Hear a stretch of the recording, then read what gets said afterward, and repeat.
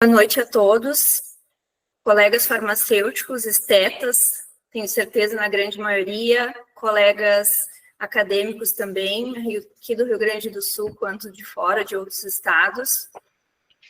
Quero dar uma boa noite para vocês, uma satisfação receber vocês. Eu me chamo Rita Jobim, sou farmacêutica esteta e clínica, faço parte do grupo técnico de trabalho de estética aqui do Rio Grande do Sul, e é uma satisfação hoje poder apresentar para vocês essa palestra de otomodelação, que é um evento, promovido pelo CRF do Rio Grande do Sul e organizado pelo GTT de Estética.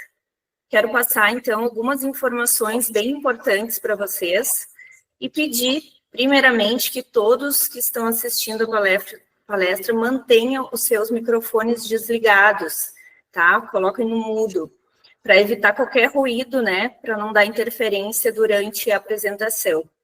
Também gostaria de informar vocês que toda a palestra ela será gravada e depois disponibilizada no YouTube do CRF aqui do Rio Grande do Sul, tá? Vocês podem ir colocando todas as perguntas de vocês no chat, que no decorrer da palestra nós vamos estar passando para a Graziele, tá? E também sobre a emissão dos certificados, que esse evento ele gera um certificado, então eu preciso que vocês coloquem no chat a palavra presentes, o nome completo de cada participante aqui da palestra. Quero passar, então, a palavra para a nossa querida presidente, Giovana Ranquetá. Boa noite, Rita, boa noite, Graziele.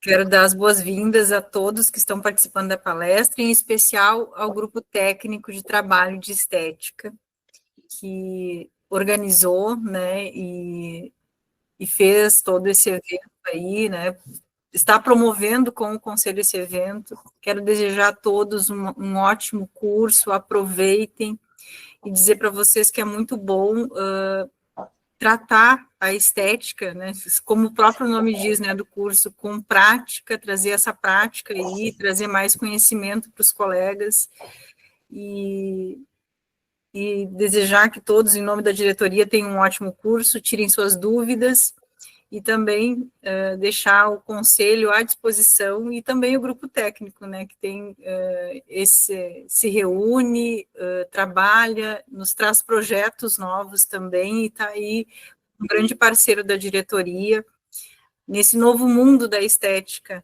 que a gente precisa avançar, precisa ter uma prática muito segura, para todos os colegas. Então, tenham todos um bom evento, e muito obrigada, Rita.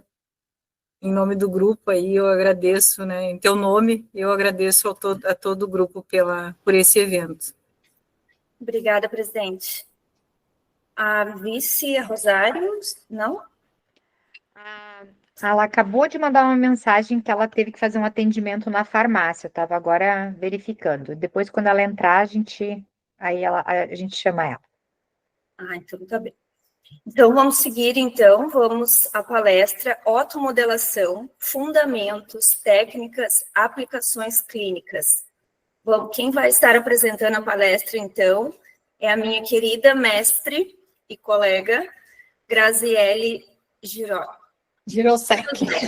Ajuda, Grazi. Girosek. Exato. Vamos lá. A Grazi, então, deixa eu apresentar um pouquinho dela aqui. Ela é farmacêutica química, formada pela Universidade de São Paulo em 2010 e atua como especialista em estética desde 2011.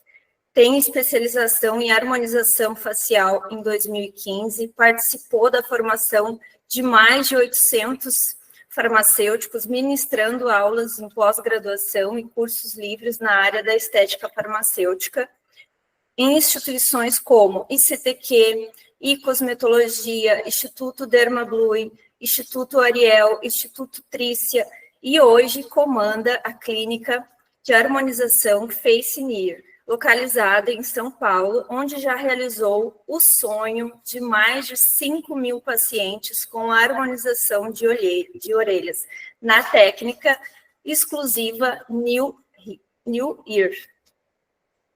Pode passar.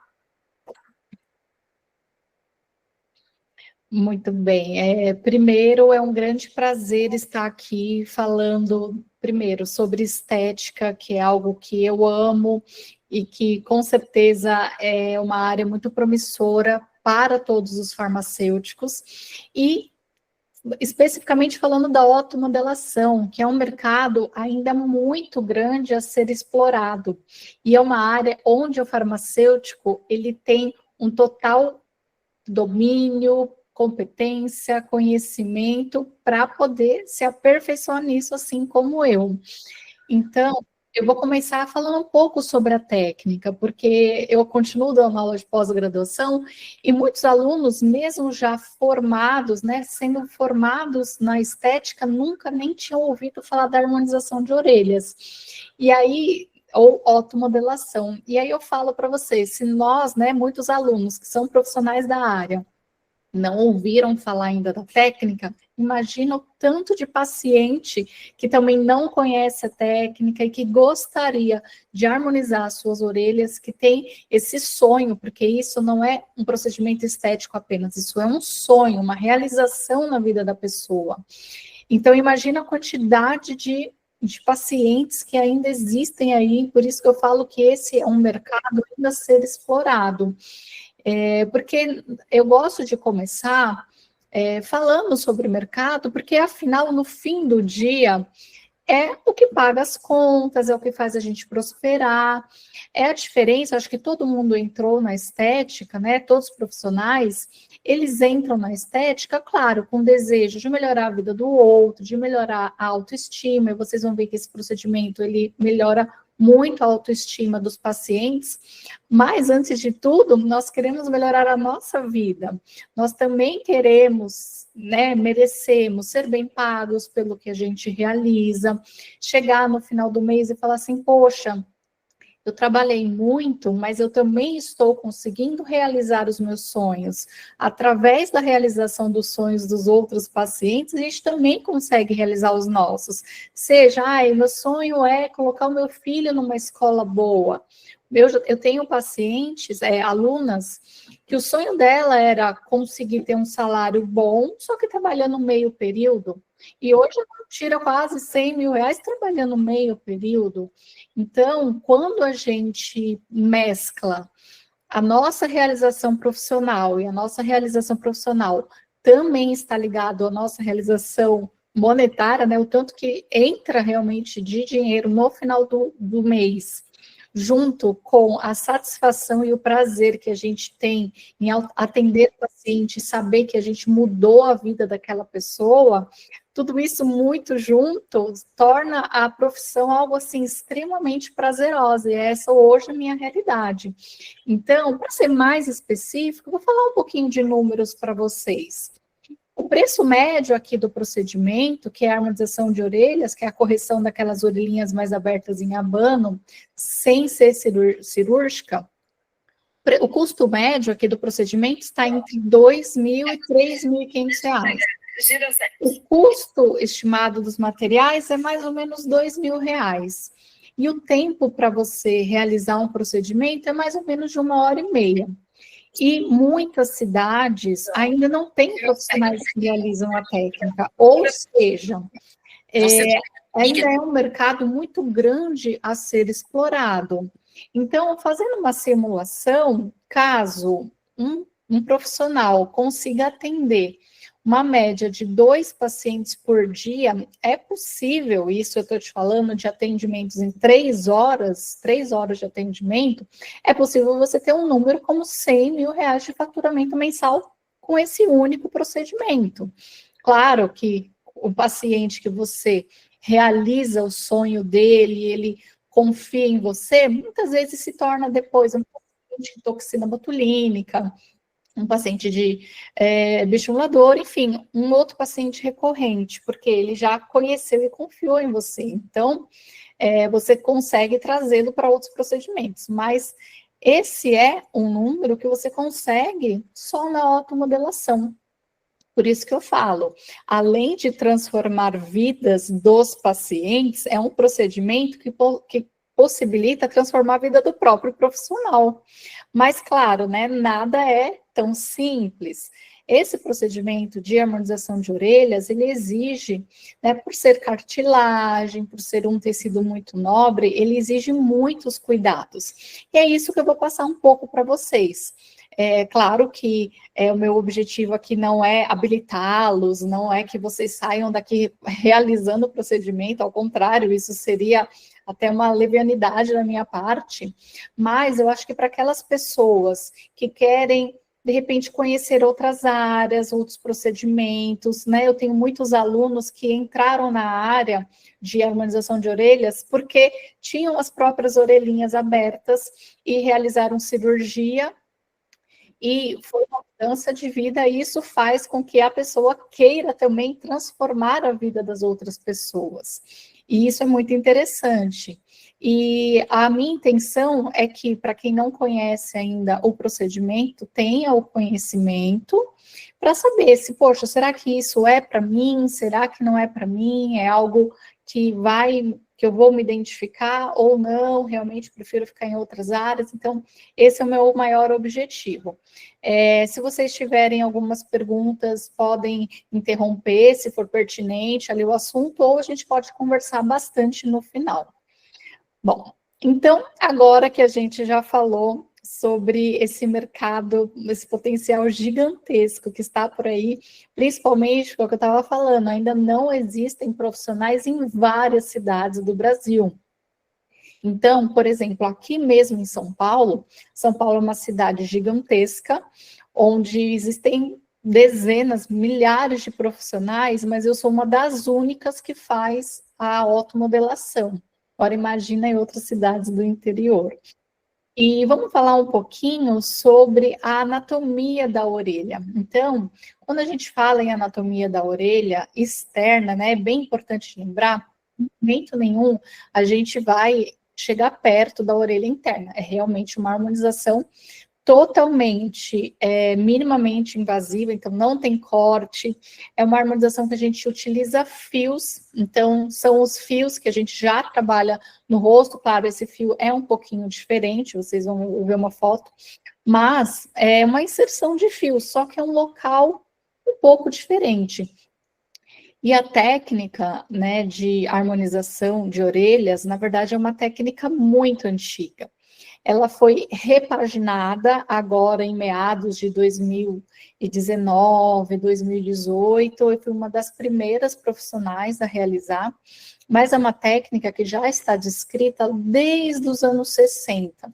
Então, ela já está descrita, ela foi descrita por um cirurgião plástico que trabalhava com harmonização de orelha, com otoplastia, que é a cirurgia.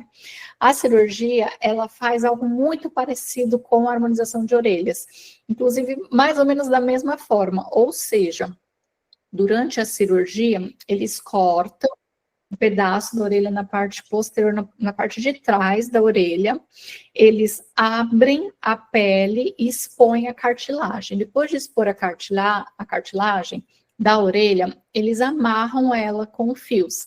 Também existe a possibilidade de se cortar um pedaço e também existe a possibilidade de se raspar a cartilagem. Mas 90% dos procedimentos da cirurgia, da otoplastia, o que eles fazem é a amarração com fios. E aí eles amarram essa orelha aqui, perto do osso mastoide, que fica aqui na parte posterior da cabeça.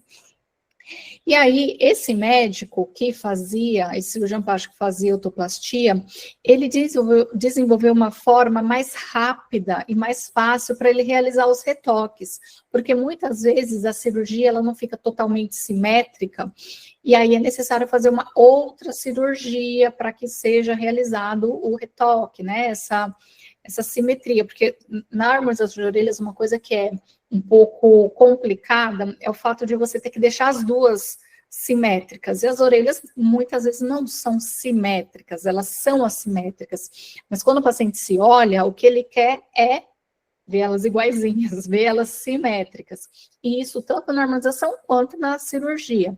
Então, uma forma mais rápida que ele arrumou de fazer ali o retoque das cirurgias é realizar o que ele chamou na época de otoplastia sem cisão. em inglês, incisionless otoplasty. Então, se vocês procurarem como incisionless otoplasty, vocês vão ver que essa técnica já está datada desde os anos 60.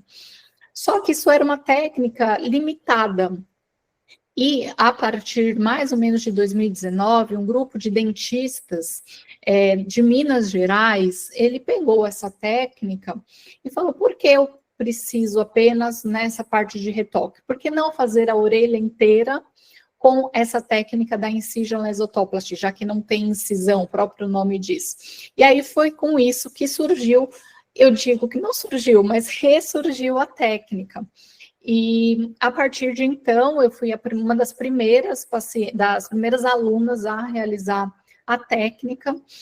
Só que, claro, né, vocês já estão acostumados, tudo que é muito novo na estética gera uma resistência.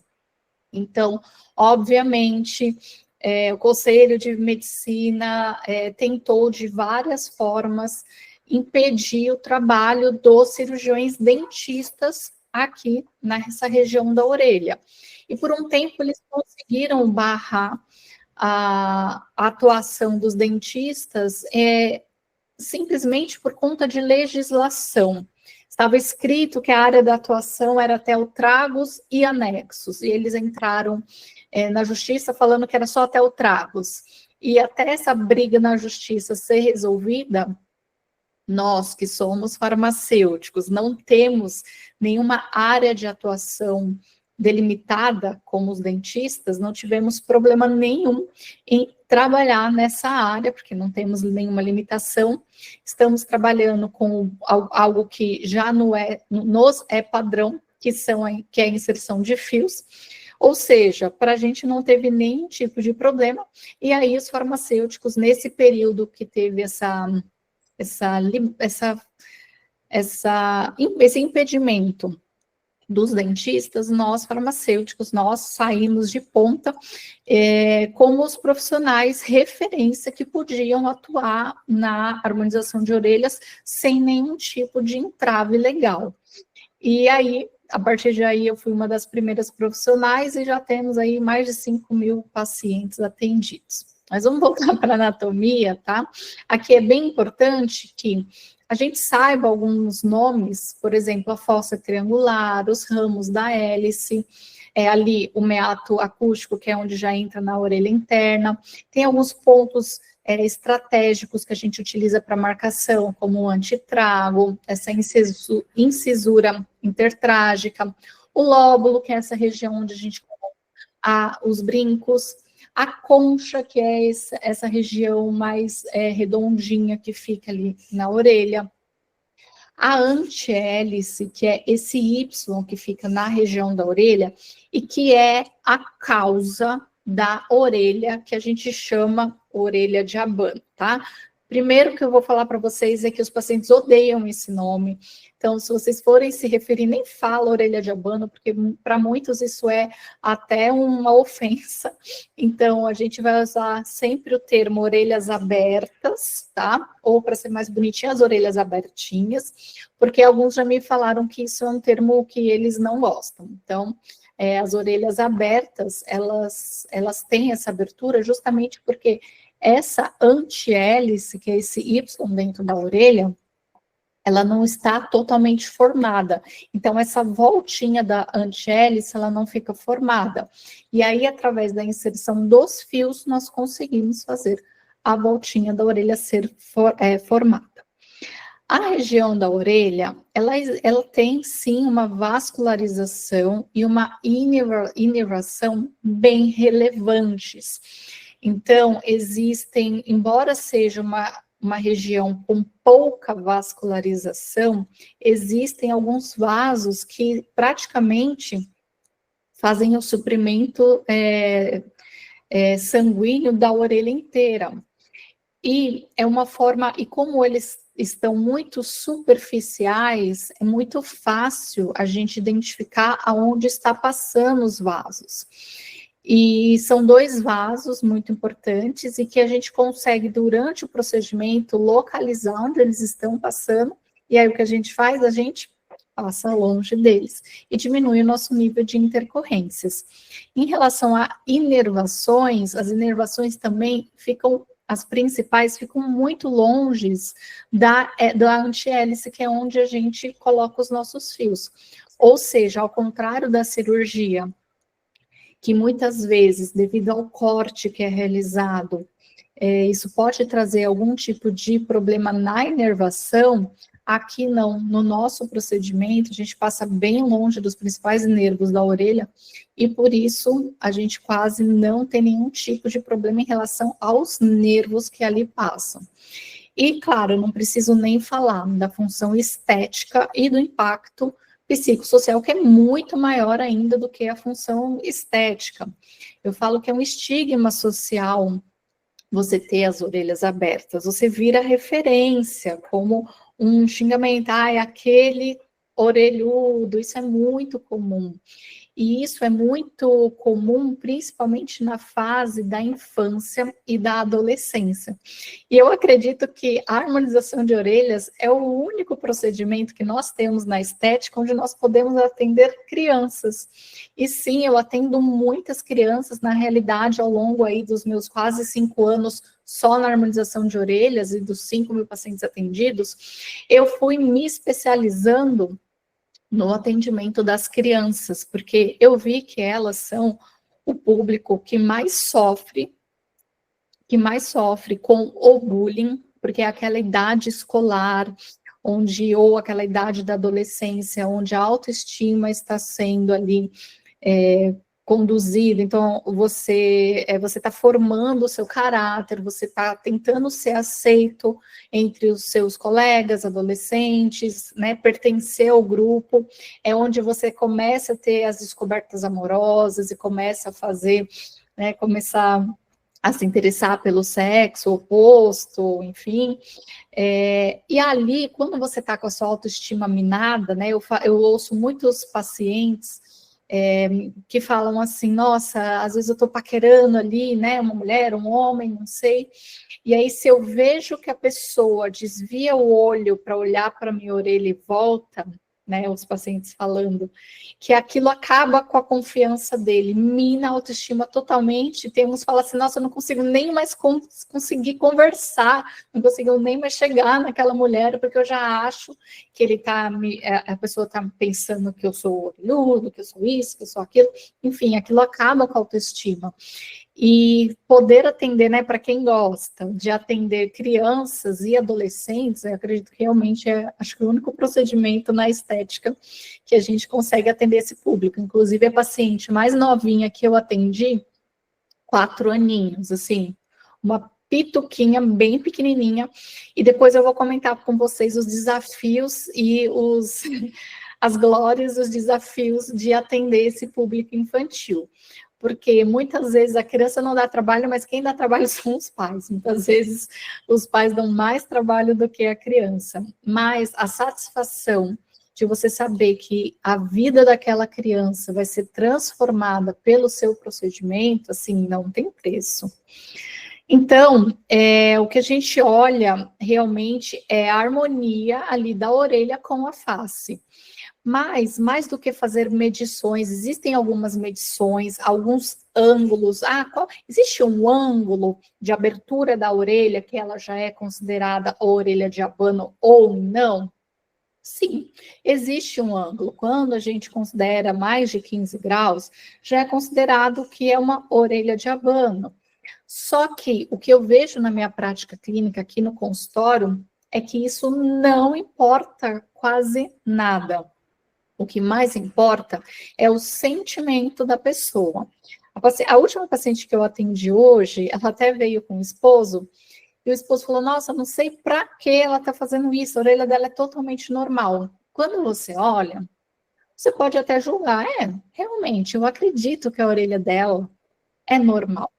Mas o nosso dever como profissional não é nós julgarmos com os nossos olhos o que é normal ou não é normal, porque isso não existe. Não existe uma normalidade, a gente não está falando de uma doença. O que nós estamos falando é de algo que mexe com o paciente. Então, se ela que tem uma orelha que não tem mais do que os 15 graus, mas que é uma pessoa que não amarra o cabelo, vai para academia, vai aqui com o cabelo solto. Eu tenho crianças que saíram do balé, que não, meninos que não cortam o cabelo, não porque gostam do cabelo comprido, mas porque querem esconder a orelha.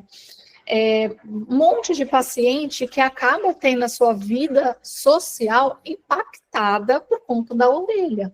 Então, isso é mais importante do que alguma classificação. Tem 15 graus, tem 20 graus de abertura. Isso é para fins estatísticos. O que é mais importante é deixar a orelha do jeito que o paciente quer.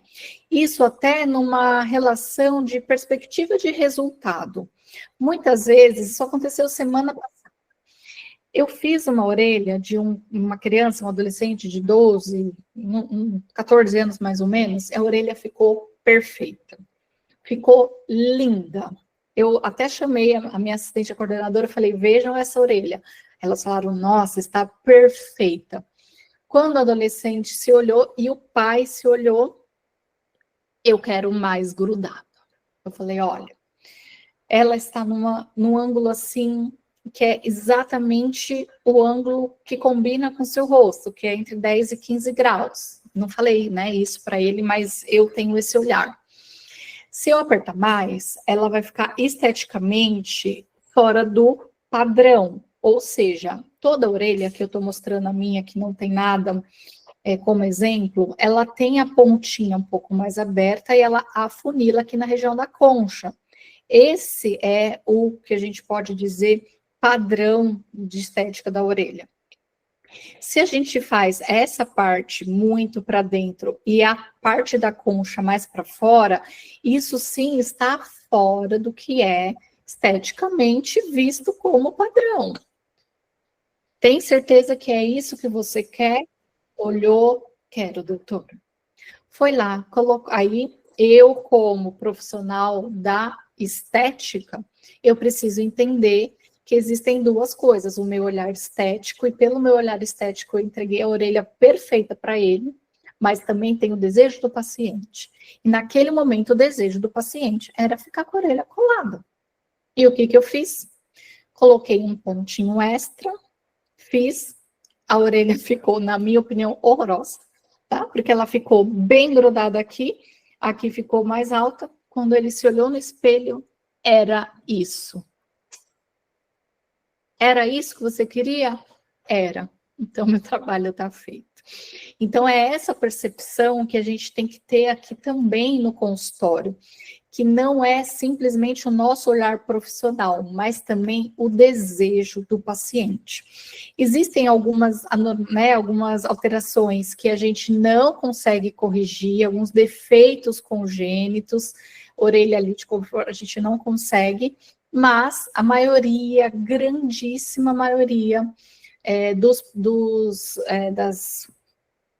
das alterações estéticas, a gente precisa ter muito cuidado para não falar que isso não é algo normal, porque é só uma alteração estética, não tem nada de errado com as orelhas abertas, a não ser esteticamente.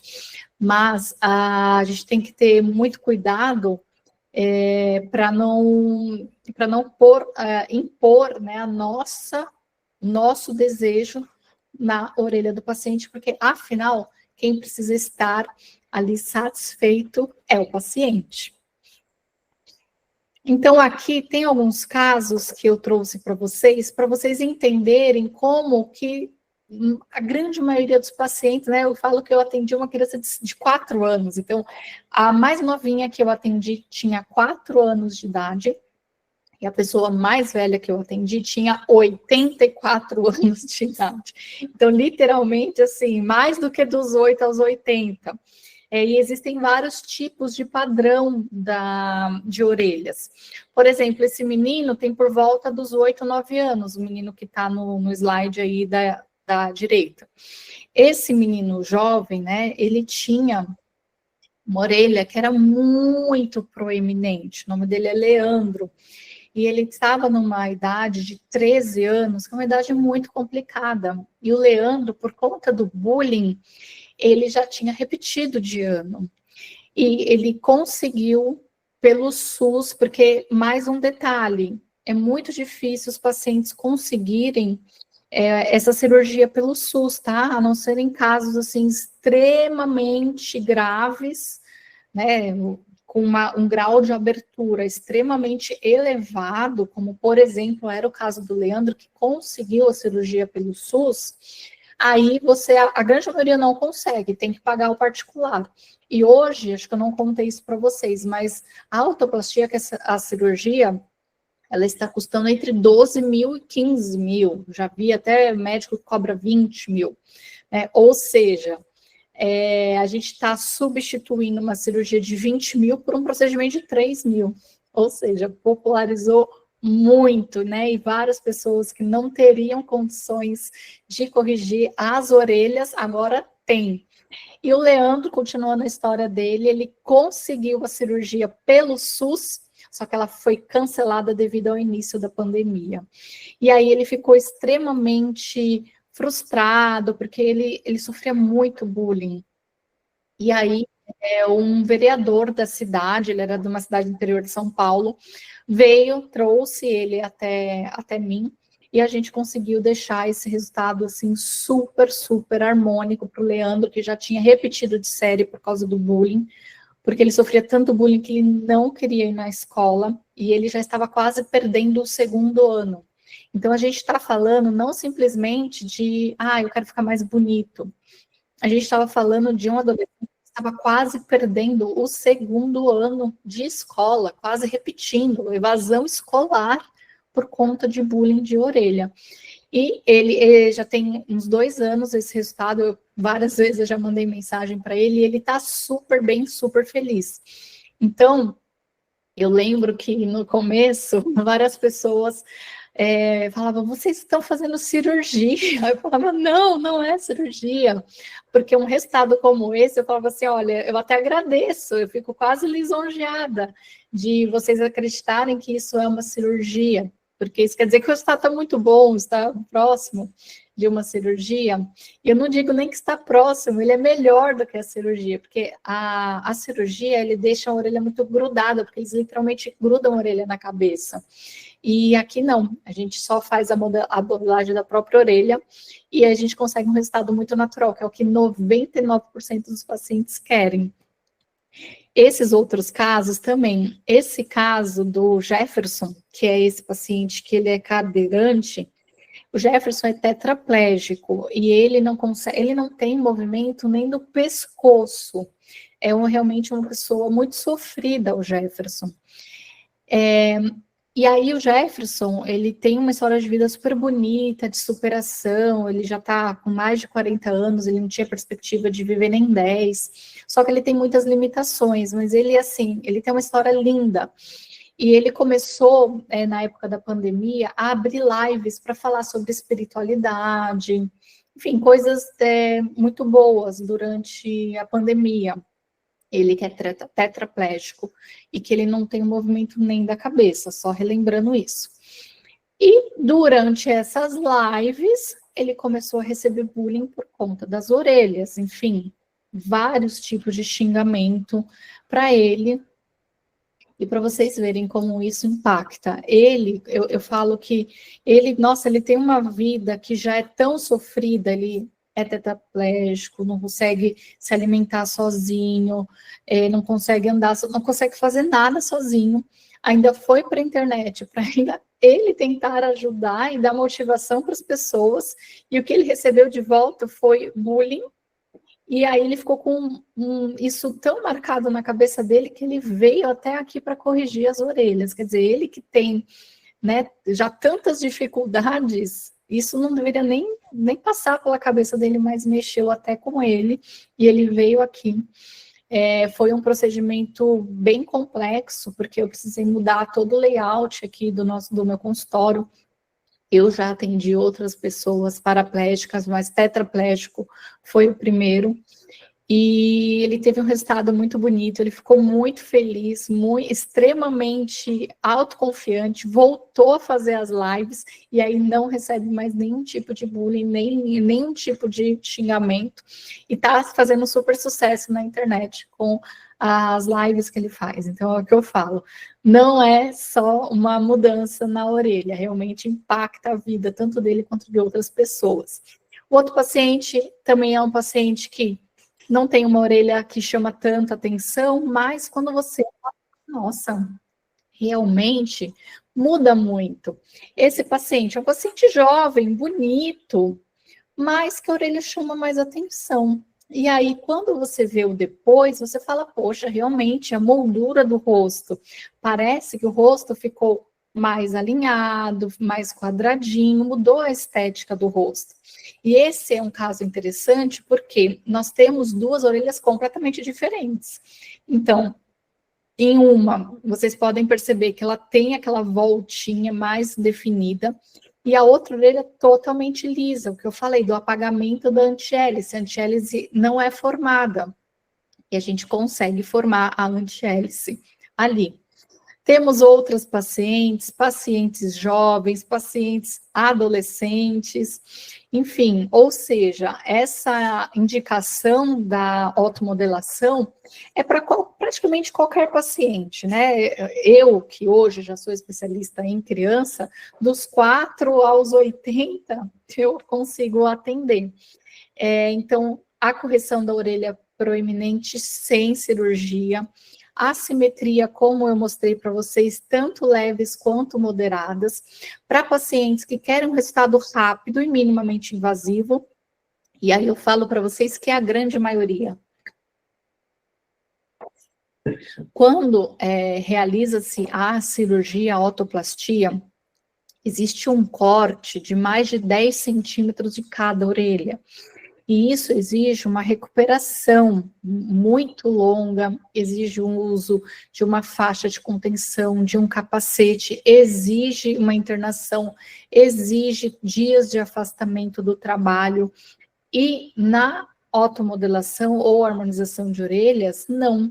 A gente não precisa, tem pacientes que saem do consultório, voltam para o trabalho. Eu tenho muitos pacientes que vêm, realizam a otomodelação na hora do almoço, e voltam a trabalhar. E isso é muito legal, porque hoje em dia as pessoas não querem, nem podem, mas as pessoas querem as coisas muito rápidas. Ninguém quer ter que tirar férias para ficar se recuperando de cirurgia. Ninguém quer simplesmente ter que ficar ali 30 dias com uma faixa, andando, né, um capacete, ainda mais criança, né, sofre bullying. Ainda vai para o colégio com capacete, pode sofrer mais bullying ainda. E aí uma pergunta que sempre me fazem é se, mas me falaram que a otoplastia é permanente, a modelação não. Isso é verdade? Bom, eu vou falar para vocês o princípio da otomodelação. O que acontece é que a orelha, ela é cartilagem, e o tecido cartilaginoso, ele é moldável. Ou seja, quando eu faço a inserção dos fios para fixação da cartilagem em uma determinada posição, depois de um determinado tempo que ela está naquela posição, a cartilagem, e esse é o grande segredo. Qual é esse tempo? Não se sabe, nem para cirurgia, nem para automodelação, em quanto tempo a gente tem a fixação total da orelha na nova posição, porque isso depende da composição da cartilagem. A cartilagem das crianças, ela possui mais elastina, tanto que se você pega, ela é molinha, ela realmente parece mais elástica. E à medida que nós vamos ficando mais adultos, a gente vai perdendo um pouco de elastina, mas vai ganhando colágeno, ou seja, a cartilagem deixa de ser molinha elástica e começa já a ser dura. E quando a gente tem a elastina, é mais fácil de se moldar. Ou seja, realizar o procedimento com as crianças ainda mais crianças, né, menorzinhas, é melhor, porque a orelha se molda por conta da elastina em menos tempo do que depois que ela já está tomada ali, já por colágeno e não elastina. Isso quer dizer que o procedimento não é definitivo para os adultos? Também não. Isso só quer dizer que exige-se um tempo maior de permanência dos fios ali naquela região, para que então a cartilagem tome esse formato. Mas, tanto na cirurgia quanto na otomodelação, é o mesmo princípio. Deixar a orelha naquela posição para que assim ela se reacomode e aí ela tome aquela posição para sempre. Só que eu estou falando de um prazo que gira em torno de 1 ano e meio, 2 anos, e é um tempo onde o paciente não vai poder ficar mexendo muito na orelha. Se eu deixei ele nessa posição, é nessa posição que ele vai ficar. Você não pode ficar colocando a orelha na posição contrária. Então, pessoas que utilizam capacete, pessoas que... Isso não é uma contraindicação, tá? Eu pulei para o slide de contraindicação, mas não que usar capacete ou lutar jiu-jitsu seja uma contraindicação. Na verdade, as contraindicações são doença autoimune, como tudo na estética, transtornos de coagulação, porque você pode ter algum rompimento de vasinho e ter algum problema, gravidez e lactação, na verdade, lactação com restrição, porque o que eu faço é mudar a medicação, esse é a única contraindicação que tem, então não é uma contraindicação absoluta, é uma contraindicação com cautela, claro, expectativas irreais de pacientes, ou até pacientes que precisam, de fato, diminuir o tamanho da orelha. A gente não diminui, eu sempre falo assim, o que a gente faz é uma modelagem, a gente vai dobrar aqui, dobrar ali, e ela vai ter a impressão de que não está para frente, ela está para trás. Mas existem 2 tipos de orelhas, né? A orelha que é para frente e a orelha que é grande. Uma orelha que é grande precisa ser cortada. Então, pacientes que possuem orelha grande precisa realizar a otoplastia, porque não vai ter o resultado tão bom. Claro que se a gente dobrar, então, digamos que a gente tem um papel, eu posso cortar o papel e ele vai ficar pequeno, ou eu posso dobrá-lo e ele vai ficar com a impressão de que está pequeno. Você vai ter essa impressão e muitos pacientes, mesmo com orelha grande, quando eu modelo, quando eu dobro, eles ficam com a orelha assim, falando, nossa, minha orelha parece que diminuiu. Eu falo para eles que é igual os truquezinhos de mulher de maquiagem. A gente não consegue colocar aquele jogo de sombra e luz no nariz e fingir que o nariz está mais fino. Isso aqui no rosto, enfim, com vários locais. A mesma coisa da automodelação. A gente vai fazer um joguinho aqui para fingir que a sua orelha está menor, mas ela não está menor. E dependendo do caso, se a expectativa é que ela fique melhor, o melhor é que você indique ele para cirurgia. E algumas outras coisas também que era necessário, onde é necessário você utilizar algumas medicações que tem contraindicação, também a gente não utiliza, mas aí são casos mais específicos. Tá? Agora vamos falar um pouquinho de materiais utilizados. Por conta de legislação, o que a gente usa são os fios absorvíveis ou semi-absorvíveis. Eles são fios que ficam um pouco mais tempo, mas ainda são absorvíveis. Tem alguns fios absorvíveis que eu não indico usar, por exemplo, os fios de PDO, porque eles são absorvidos em pouquíssimo tempo, que não dá tempo da cartilagem se modelar. Então, existe uma linha de fios que duram um pouquinho mais, mas que a gente consegue utilizar e que são melhores aqui para o nosso caso, tá? Anestésicos locais injetáveis, então a gente faz uma anestesia local, não é anestesia infiltrativa, a gente faz uma anestesia apenas local. E, claro, instrumentação adequada e antissépticos adequados. Então, eu uso campo estéreo, eu uso luva cirúrgica, o meu curativo é estéreo, não preciso nem falar sobre as agulhas, né? Tudo estéreo, o fio estéreo. E o principal, o instrumental que a gente usa, então eu utilizo uma seringa, uma tesoura, eu utilizo um material que é odontológico, se chama castroviejo, para segurar o fio, e isso tem que ser esterilizado. Então, se você pretende trabalhar com automodelação, você já sabe que você vai precisar ter aqui, né, no seu consultório, ou uma autoclave no seu consultório com 2 pias, se você tiver apenas uma sala, ou se você tiver mais de uma sala de atendimento, você vai precisar ter um local, que é um local específico para esterilização, com separação entre área limpa e área suja. Então, tem toda uma legislação específica que a gente precisa seguir quando tem um material esterilizado, né, que precisa de esterilização. Então, existe a parte da lavagem prévia dos materiais, a esterilização através de autoclave, existem testes químicos e biológicos que a gente precisa realizar com cada um dos kits para garantir a qualidade e a esterilidade do nosso procedimento. Então, é isso uma coisa que você tem que investir quando você trabalha. Bom, esse daqui, de fato não está funcionando.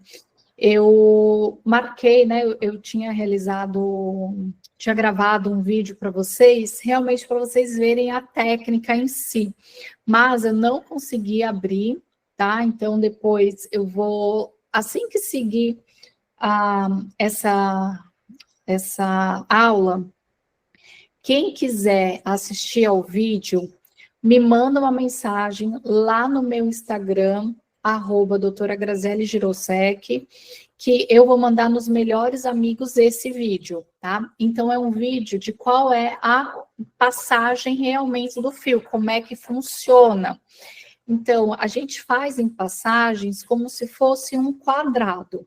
Então, a gente faz a marcação no vídeo, na orelha, através de pontos específicos em quadrados, e a gente passa o fio entre a volta da antihélice para conseguir fixar ali o fio, a orelha através do fio. Depois nós damos um nó e escondemos o nó dentro da orelhinha. Todo mundo, eu vou repetir, todo mundo que tiver interesse em assistir esse vídeo, vou disponibilizar ele lá no meu Instagram, mas aí você precisa me mandar uma mensagem que eu vou colocar ele em Melhores Amigos. Então, só coloca. Oi? Te interrompendo, tu poderia também nos enviar? Claro. A gente disponibiliza no acesso restrito também do pessoal que fez o curso. Melhor ainda, tá? Então, eu mando para vocês, e aí vocês vão ter uma noção de realmente como que passa o fio, vocês vão ver a simplicidade, a quantidade de sangramento, a quantidade de anestesia que é utilizado, que é uma quantidade assim muito, muito pouquinha de anestesia, mas que já dá um resultado que vocês vão ver bem interessante. O paciente não sente nada de dor. Essa paciente, inclusive, se vocês repararem, ela possui piercing. Então, uma dúvida também que eu sempre recebo: quem possui piercing pode fazer? Pode. Existe uma técnica diferenciada para realizar a automodelação em piercing, mas é super possível, tá? E muito importante, gente, hoje na estética, nós, hoje, acho que sempre, precisamos estar fazendo tudo com muita segurança jurídica. A gente precisa ter uma avaliação prévia, um planejamento adequado, a gente precisa fazer uma anamnese histórico-médico adequado, tem que documentar todos os tipos da orelha, né? Eu já tive pacientes que falaram assim: eu não tinha essa mancha na orelha. Esses dias veio uma paciente: nasceu essa verruga na orelha depois da automodelação. E aí, obviamente, eu tinha todas essas fotos, né, que a gente tira previamente. A gente falou assim: não nasceu depois da auto. Ela estava aqui, você que nunca tinha olhado, você não olhava tanto para suas orelhas. Ela falou: é verdade. Mas é muito importante a gente fazer toda a simulação ali de resultado com o paciente também. Então, toda vez eu chego no espelho, eu falo, olha, é assim que você quer? Então, eu empurro um pouquinho a orelha, é assim? Ah, não, a gente quer mais, eu quero menos, eu quero ela mais aberta, menos aberta. Então, você fazer essa simulação com o seu paciente antes de realizar o procedimento, já é algo que você alinha as expectativas, e de repente ele vai falar assim, não é esse resultado que eu desejo, então a automodelação não é para você, isso aconteceu há uma semana atrás, um paciente veio com desejo de diminuir a orelha, eu fiz ali a simulação de como ele ia ficar, e ele falou, não é isso que eu quero ela menor. Então você não é um paciente de automodelação, você é um paciente de autoplastia, vai fazer sua cirurgia. Ele super me agradeceu, porque eu poderia simplesmente ter feito e ele não ter ficado satisfeito e ele teria um grande problema. Então, a anamnese, perguntando principalmente algumas coisas que têm relação à orelha. Ah, você usa capacete? Porque se ele usa capacete, imagina, ele realizou um procedimento na orelha. Aí ele sai e amanhã ele vai usar um capacete, que é algo sujo, é algo que pode ter bactéria, ele pode correr o risco de ter uma infecção, ele pode correr esse risco. Ou seja, você precisa saber da rotina do paciente. Você usa fone de ouvido? Eu tenho muitos pacientes que trabalham, eu tenho, por exemplo, piloto, que usa aqueles fones, radialista, já atendi, até telemarketing, até esses adolescentes, né, que vivem com fone de ouvido, você tem que dizer que é proibido utilizar qualquer objeto aqui na região das orelhas por mais ou menos 20 dias, porque ele pode correr um risco de infecção. Então, não só saber o histórico médico, você tem asma, você tem pressão alta, tudo bem, isso também é necessário, mas a anamnese mais específica para a orelha, ela é muito importante, para que você consiga orientar o seu paciente para que ele tenha um pós-procedimento bem adequado. Agora, em relação às intercorrências e qual é a abordagem farmacêutica em relação a isso, não vou dizer para vocês que é um procedimento livre de intercorrências, livre de eventos adversos. Sim, existe a possibilidade de intercorrências, como necrose, sim, existe a possibilidade, porque o tecido cartilaginoso, embora ele seja vascularizado, eu falo que a região da orelha é uma região terminal do corpo, então a vascularização já é menor.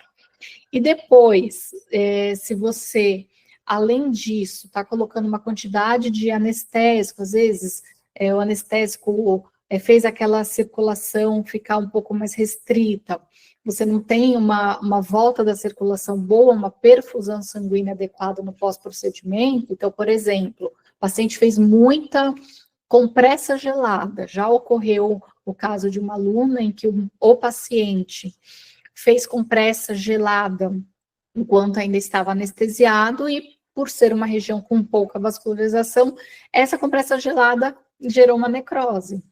Então, o que a gente precisa saber? Primeiro, é um procedimento que pode ser que você precise, sim, que o paciente, você não sabe o que ele vai fazer. Uma vez eu tive um paciente que veio com a orelha infeccionada porque, sem querer, o cachorro lambeu a orelha dele no pós-procedimento. Isso é uma coisa, são coisas que podem acontecer. Por mão suja, o cachorro lamber, enfim. E por conta de ainda não estarmos 100% respaldados na prescrição de antibióticos, pode ser que você precise fazer um encaminhamento para um profissional prescritor, ou que você tenha ali algum profissional que trabalhe com você, que consiga realizar essa prescrição, porque caso você tenha algum problema de infecção, você vai precisar auxiliar ou encaminhar no tratamento. Mas isso não é somente nesse procedimento.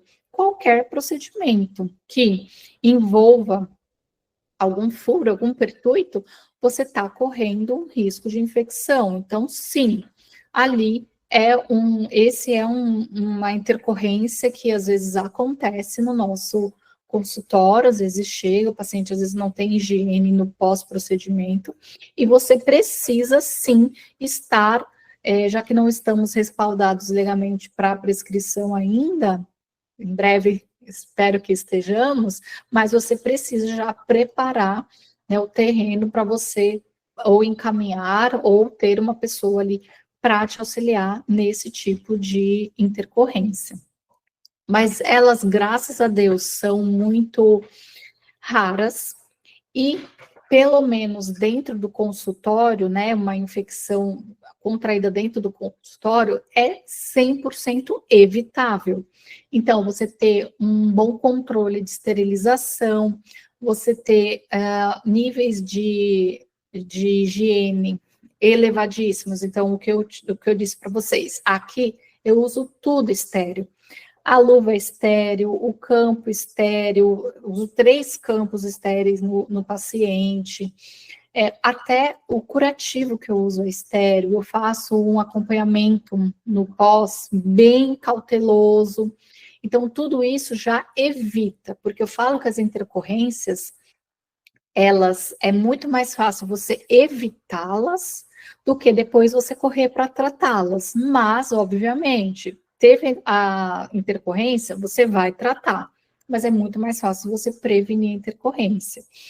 A dor, as orelhas, né, cartilagem é um tecido que tem uma dor razoável, mas hoje nós temos analgésicos que combinados, como, por exemplo, a dipirona e o paracetamol, combinados, eles resolvem 99% dos problemas de dor no pós-procedimento. Então, é só a gente saber combinar os analgésicos que estão dentro do nosso perfil de poder prescrever como farmacêuticos estetas, que a gente não tem esse tipo de problema. A assimetria, sim, não vou dizer que é uma intercorrência, mas como eu disse para vocês, as orelhas já são diferentes. Então, elas continuarem diferentes, ou mesmo elas ficarem diferentes no pós-procedimento, é uma realidade aqui nossa diária. Mas isso é simples, a gente faz reavaliações e retoques. Então, os pacientes já sabem, então eles já são explicados anteriormente que pode isso acontecer. Então, quando isso já é explicado previamente, isso não gera um descontentamento ou algo assim que o paciente possa ficar chateado, alguma coisa assim. Não, ao contrário. A gente consegue realizar esses retoques já incluindo no plano do paciente. Uma coisa que a gente tem que prestar bastante atenção quando trabalha com as orelhinhas é que o pós-procedimento, assim, ele é fundamental e determinante ali para o sucesso do procedimento. Eu tenho um paciente, foi um dos meus primeiros, clínico, inclusive, foi há uns 5 anos atrás que eu atendi. E ele tinha feito a cirurgia de otoplastia, só que na época ele achou que ficou muito grudada. E aí ele mesmo ficou forçando os fios da orelha para que ficasse um pouco mais aberta. Resultado, os nozinhos que estavam amarrados desamarraram e a orelha voltou ao normal. E isso pode acontecer no nosso procedimento também, porque eu estou amarrando fios. Se eu faço uma atuação contrária ao movimento dos fios, eu vou causar ali um efeito que eu não gostaria. Eu quero que o fio deixe ali a orelha naquele local. Então, caso você perceba que o seu paciente pode não ter cuidado, ou luta jiu-jitsu. Eu atendo vários lutadores de jiu-jitsu, isso inclusive está na minha anamnese. Você pratica alguma arte marcial? Sim, eu luto jiu-jitsu. Eu falo para você assim, olha, pensa bem, o jiu-jitsu pode detonar a sua orelha até sem fio. Imagina os meus fiozinhos, o que a luta do jiu-jitsu não pode fazer. É uma contraindicação? Não.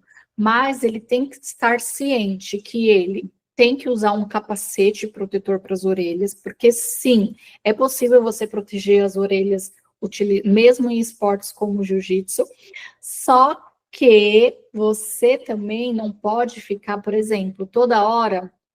Esse paciente é um paciente que ele corre muito mais risco de ter uma recidiva, ou seja, da orelha voltar para a posição. Agora, imagina, você faz um procedimento E por isso que você nunca vai me ver na rede social, em algum lugar, falando, é definitivo, o procedimento é para sempre. Não, não é. Por quê? Porque depende do paciente. Então, ele vai lá, coloca o fio, depois luta jiu-jitsu, e eu vou garantir. E aí, ele, muitas vezes, vem 6 meses depois, minha orelha abriu. Eu gostaria que você fizesse um retoque. Peraí, não é um retoque, aí a gente está já tratando de um outro procedimento. O retoque, ele é uma correção que a gente faz ali para corrigir alguma assimetria do procedimento, tá? Depois que desinchou, depois que passou o tempo dela cicatrizar, de ela ficar no lugarzinho, a gente precisa registrar o caso. Eu tenho um termo de finalização de tratamento, finalizo o tratamento, e a partir de então, se o paciente, minha orelha abriu, não abriu à toa, alguma coisa você fez, e eu, obviamente, atendo o paciente, eu não falo assim, olha, o problema é seu, tchau, não quero saber de você, não. Mas aí eu preciso cobrar pelo menos uma taxa aí para atender o paciente. Então, fiquem ligados, tá? Que isso é muito importante também. Resultados esperados e admirados, naturalidade e harmonia. Eu falo que a orelha, ela é um molde do rosto. Então, o que as pessoas querem não é um resultado de orelha grudada, sabe? Tem muitos que falam assim, nossa, parece que o vento passou e levou minha orelha.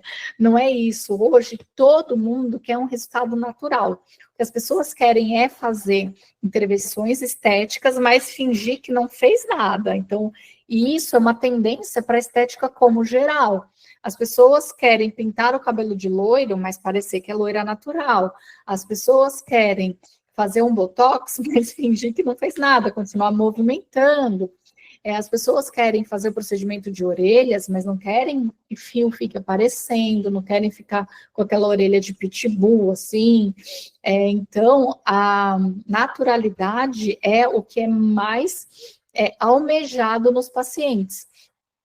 Em relação, né, ao nosso concorrente cirurgia, nós temos uma super vantagem, porque os resultados são muito mais naturais, porque, como eu disse, na cirurgia eles pegam a orelha e grudam na cabeça. Então, o resultado não fica natural. O nosso não, a gente só faz orelha com orelha e os resultados são muito naturais. A melhora da autoestima e aceitação social não preciso nem comentar, porque realmente é o que mais impacta, não é nem a estética, mas é a evolução, a melhora do paciente. E a durabilidade média é aquilo que eu falei, depende da cartilagem, depende dos cuidados, mas para a grande maioria dos pacientes é um resultado definitivo. Agora, o acompanhamento pós-procedimento. Eu tenho aqui uma orientação de higienização muito rígida para os pacientes, porque essa higienização ela é feita em casa. Então, os pacientes saem daqui da clínica com os curativos estéreis, eles só retiram no outro dia, já mandam uma foto para a gente, lembrando que eu estou falando para vocês de uma rotina de São Paulo. As pessoas aqui em São Paulo, elas às vezes moram a 1h30, 2 horas de distância aqui, então elas não vêm aqui, no outro dia eu vou lá para a doutora olhar pessoalmente, né? E eu aqui às vezes atendo 8, 10 pacientes por dia. Se eu tiver 8, 10 retornos, eu não consigo mais dar conta de tanto paciente.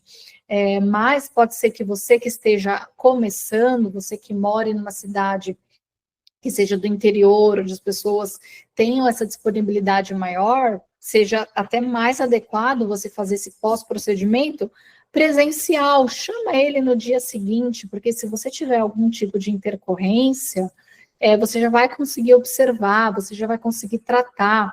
Então, existem tratamentos aqui na clínica para intercorrências que eu não dispenso. Por exemplo, eu tenho um aparelho de laser de baixa potência que é o meu melhor amigo.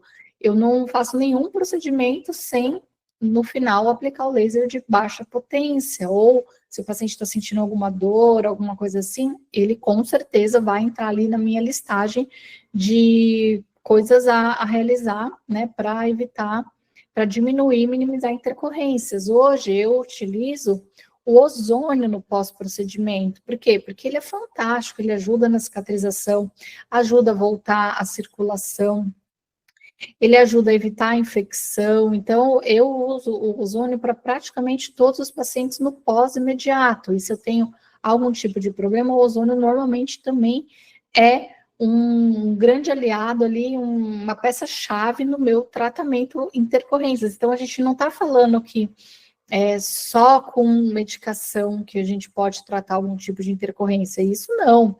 E até para outras áreas da estética também. Hoje eu não tenho no meu consultório, mas eu conheço aqui, muito próximo do meu consultório, uma câmara hiperbárica. Então, se eu tenho algum caso mais grave, uma lesão, que pode levar a alguma necrose, primeiro que, por ser um procedimento reversível, é o que eu falo para todo mundo, qual que é mais uma vantagem da automodelação em relação à cirurgia? Cirurgia cortou, meu amor, tá cortado, não tem o que fazer. Agora, a automodelação não. Se no outro dia você acordar no espelho e falar que saudade da minha orelhinha, quero ela de volta, sabe o que você, profissional, vai fazer? Você vai retirar os fios e existem técnicas para retirar o fio com uma certa facilidade, tá? Então, assim, é fácil retirar o fio para quem é bem treinado, quem sabe, obviamente. Pronto, tirou o fio, nada acontece, volta a sua orelha, claro, vai precisar cicatrizar, tudo mais, mas a sua orelha volta ao que ela era antes. Na cirurgia, não. Você, caso você não goste do resultado, é um resultado que você vai ter para sempre, a sua orelha vai estar cortada para sempre, vai ter a cirurgia. Então, não tem reversibilidade. O nosso procedimento tem. Claro, você não pode se arrepender 3 anos depois, porque aí a cartilagem já vai estar remodelada. Mas fazendo essa remoção dos fios em 1 mês, já removi fios de paciente com até 6 meses depois, e a orelha voltou ao normal. Então, isso é algo muito positivo. Também fazer um acompanhamento para evitar traumas, para evitando ficar apertando. O retorno, hoje a minha realidade é que a gente faz esse acompanhamento da primeira semana diário, mas só através de fotos.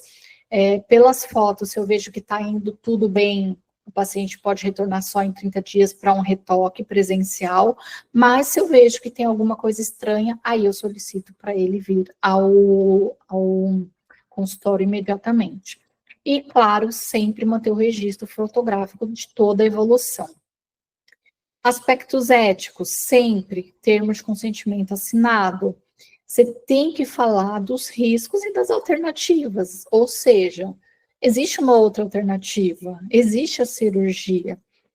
Pode ser o caso mais indicado ou não, para 95% dos casos a automodelação resolve. Mas 95% não, 99% dos casos a automodelação resolve. Para o 1%, você vai para a cirurgia que você vai ser mais feliz. E, claro, manter o prontuário sempre, sempre muito bem atualizado.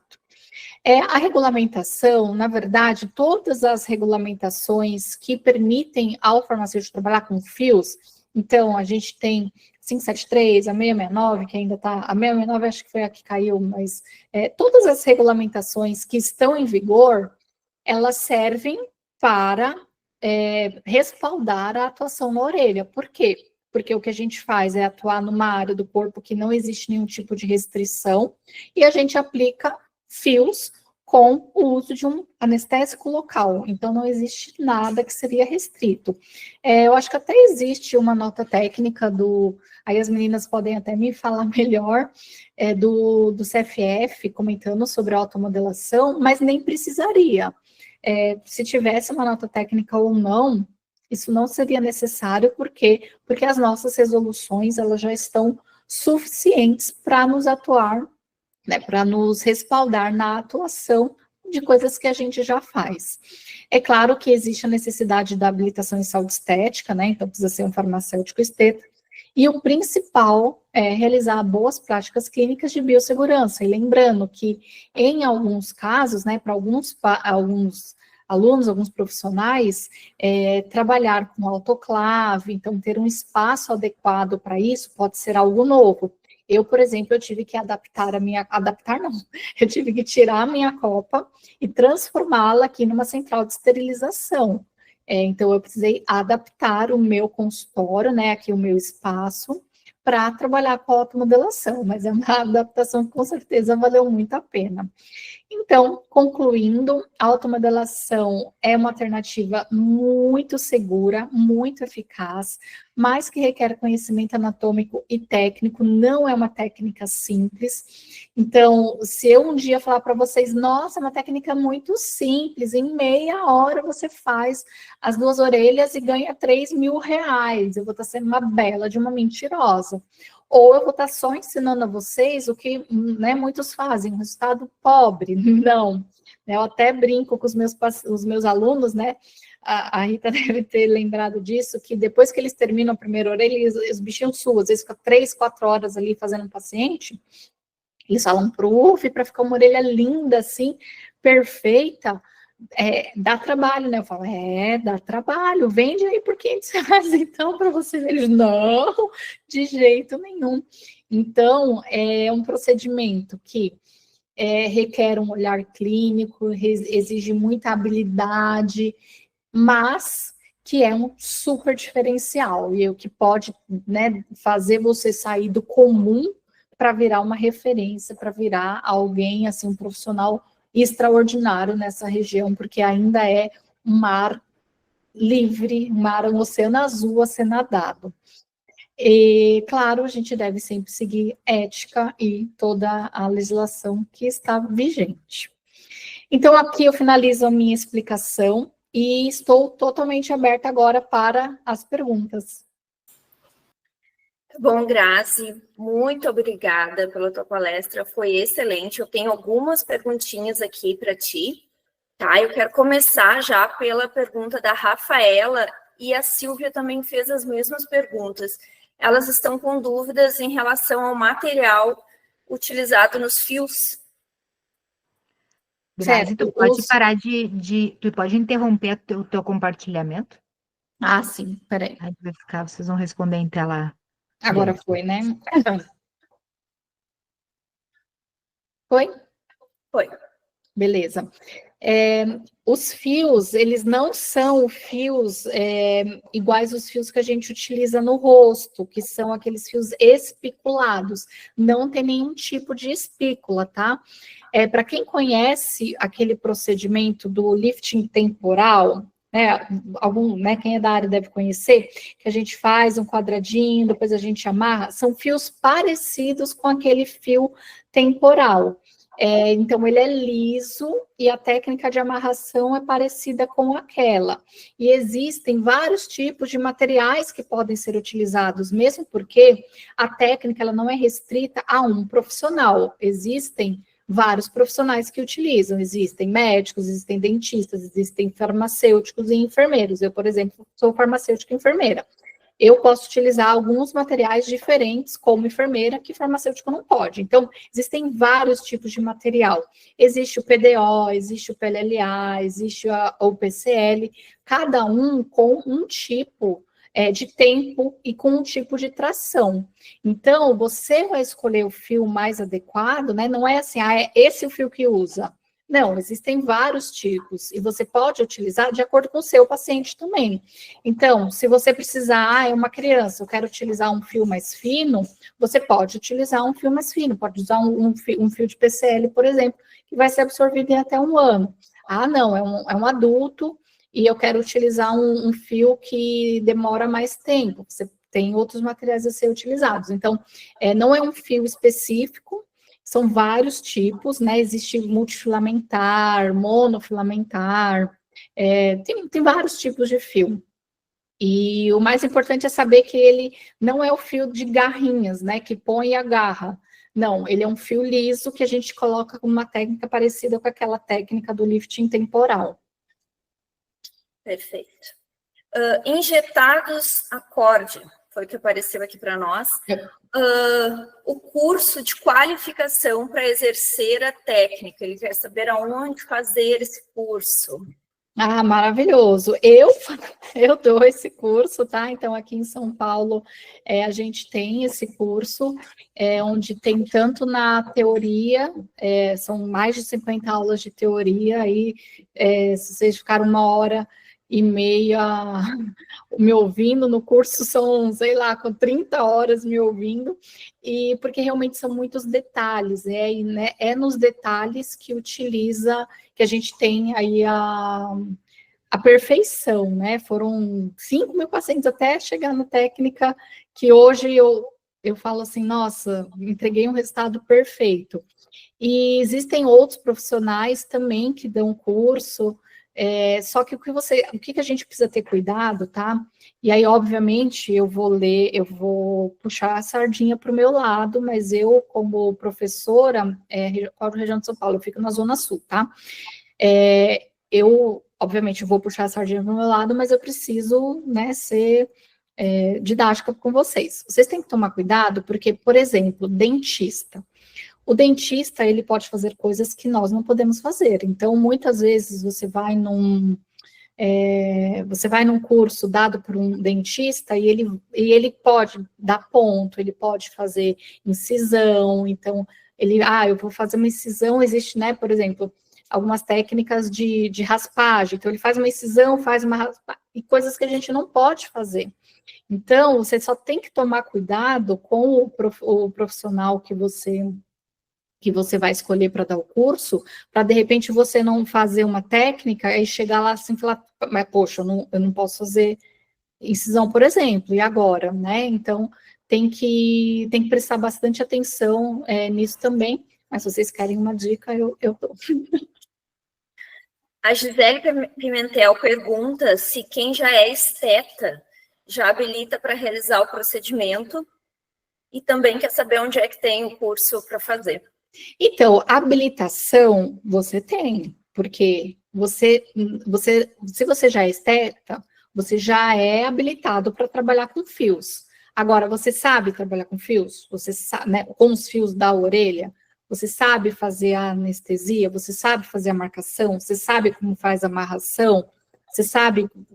Saber é uma coisa, estar habilitado é outra, né? Então, sim, você está habilitado, só que para você ter né, você fala assim, não, eu sei fazer, é importante que você faça uma especialização específica. E aí, outra coisa também, que tem muitos. Hoje em dia a gente está no mundo online, né? A gente está aqui todo mundo online. E muitos, né, cursos online que falam, aprenda aqui a orelha, fazer a orelha. Não é assim. Por quê? Porque a região da orelha não é uma região que a gente aprende a mexer ali na pós-graduação, que a gente tem todos os dias ali a possibilidade de... A gente mexe com a orelha, não tem outro procedimento. É diferente, por exemplo, se eu falasse para vocês assim, gente, olha, eu tenho uma técnica nova de boca, que eu vou fazer um preenchimento de lábios, e que vai entrar por dentro, sair por fora, mas você já fez boca, você já sabe fazer, você vai falar, eu já tenho essa experiência, a única coisa que eu vou fazer é um jeito novo de fazer algo que eu já domino. Isso é uma coisa. Mas você nunca mexeu numa orelha, você não sabe como é a grossura, qual que é a profundidade, e aí você faz totalmente online e se arrisca saindo, fazendo nos pacientes, eu acho, assim, uma irresponsabilidade gigantesca. Então, esses dias aí até me mandaram assim, curso online de automodelação, R$147.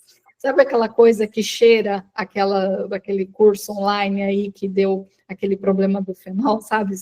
Então, tem coisas que a gente tem que ter o bom senso de saber que não, se a gente quer ser respeitado como profissional competente que somos, nenhum cirurgião sai fazendo cirurgia num final de semana e agora eu sou cirurgião. Não, existe muito treinamento, muita técnica, muito disso. E para nós também termos, né, essa possibilidade de ter um grau técnico elevado exige também uma dedicação elevada. Então, fazer um curso presencial, na minha opinião, assim, é mandatório.